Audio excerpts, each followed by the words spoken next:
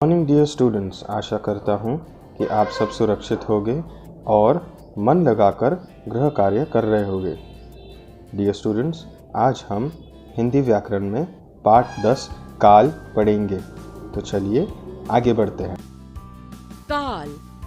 बच्चों, काल का अर्थ है समय। वाक्य में क्रिया शब्द हमें कार्य के होने या करने के समय की जानकारी देते हैं। आओ इस पाठ में हम काल के विभिन्न रूपों को जानें। बच्चों, क्रिया के विषय में तो तुम जान चुके हो। जब भी क्रिया होती है उसके होने का समय काल कहलाता है। स्नेहा ने तबला बजाया। बीता हुआ समय। स्नेहा तबला बजा रही है। वर्तमान समय। स्नेहा तबला बजाएगी। आने वाला समय। ऊपर दिए वाक्यों में बजाना शब्द 3 रूपों में लिखा गया है। पहले वाक्य में बजाया शब्द से पता चलता है कि तबला बजाने का कार्य पूरा हो चुका है। दूसरे वाक्य में बजा रही है शब्द से पता चलता है कि तबला अभी बजाया जा रहा है। और तीसरे वाक्य में बजाएगी शब्द से पता चलता है कि तबला बजाने का काम आने वाले समय में होगा। इस प्रकार क्रियाओं से क्रिया के होने के समय की जानकारी मिलती है कि क्रिया किस समय हुई। क्रिया के जिस रूप से उसके होने या करने के समय का ज्ञान हो उसे काल कहते हैं।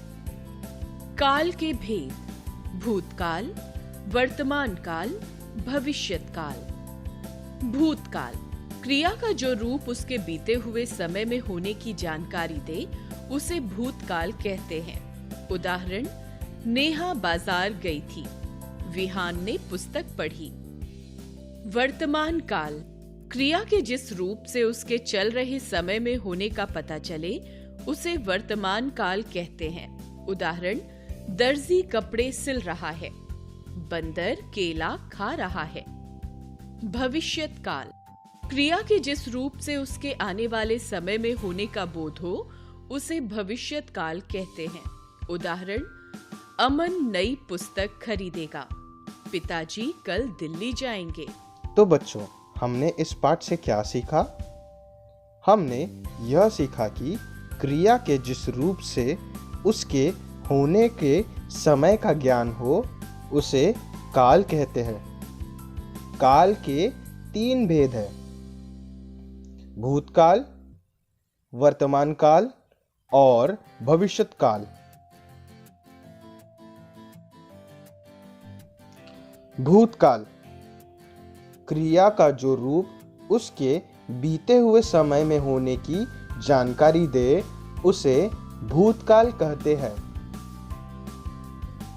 वर्तमान काल क्रिया के जिस रूप से उसके चल रहे समय में होने का पता चले उसे वर्तमान काल कहते हैं। भविष्यत काल क्रिया के जिस रूप से उसके आने वाले समय में होने का बोध हो उसे भविष्यत काल कहते हैं।